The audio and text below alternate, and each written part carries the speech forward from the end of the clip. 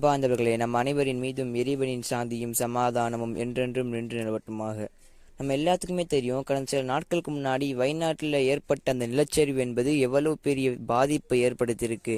200க்கும் மேற்பட்ட உயிரிழப்பை ஏற்படுத்தியிருக்கு என்பது நம்ம எல்லாத்துக்குமே தெரியும். இன்னும் மீட்பு பணியாளர்கள் அங்கே இருந்துக்கிட்டு இருக்காங்க. எல்லாத்தையும் நம்ம நியூஸில் பார்த்துக்கிட்டு இருக்கோம்.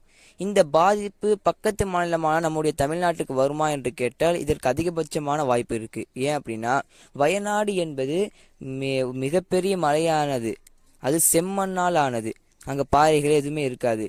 இந்த நிலச்சரிவுக்கு முக்கியமான 2 தவறுகளை மனிதர்கள் செஞ்சுருக்காங்க. அது என்னன்னா, முதல் விஷயம், காடுகளாக இருந்த அந்த வயநாட்டு மலையை ஃபுல்லாக அழிச்சிட்டு, காடுகளை அழிச்சிட்டு தேயிலை தோட்டமாக மாற்றினது முதல் தவறு.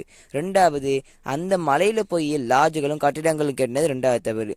இந்த நிலச்சரிவு ஏற்படும் பொழுது அங்கே மட்டும் நிறைய மரங்கள் காடுகளாக இருந்துச்சு அப்படின்னா, அந்த மரங்களே அதோட வேர்களை கொண்டு அந்த மண் சரிவு ஏற்படாமல் இருக்கலாம் பிடிச்சிருந்துருக்கும். நம்ம அதை செய்ய மறுத்துட்டோம், செய்ய முடியாமல் பண்ணிட்டோம். இதே சூழ்நிலை தான் இன்னைக்கு நீலகிரி, தமிழ்நாட்டில் உள்ள நீலகிரியில் இருக்குது. அதுவும் செம்மண்ணால் ஆன ஒரு மலை தான். அங்கே இதே மாதிரி மழை பெஞ்சிச்சுன்னா கண்டிப்பாக நிலச்சரிவு ஏற்பதற்கான வாய்ப்பு அதிகமாக இருக்குது. ஏன்னா அங்கேயும் இப்போ தேயிலை தோட்டம் முழுசாக மாறிடுச்சு. அப்போ நிலச்சரிவு வராமல் இருக்க என்ன பண்ணணும் அப்படின்னா, அங்கே இருக்கக்கூடிய லாட்ஜுகள் எல்லாம் முடிஞ்ச அளவு தகர்க்க பார்க்கணும். இல்லாட்டி இனிமேல் வரக்கூடிய காலங்கள் அங்கே லாட்ஜு கட்டிடங்கள் எதுவும் கெட்டாமல் இருக்க பார்க்கணும். எனவே இனி வரக்கூடிய காலங்களில் நம்முடைய இயற்கையை நாமே பராமரித்து கொண்டு அழகாக நம்முடைய வாழ்க்கையை சந்தோஷமாக கழிக்கக்கூடிய பாக்கியத்தை இறைவன் உங்களுக்கும் எனக்கும் தந்தல் புரிவானாக.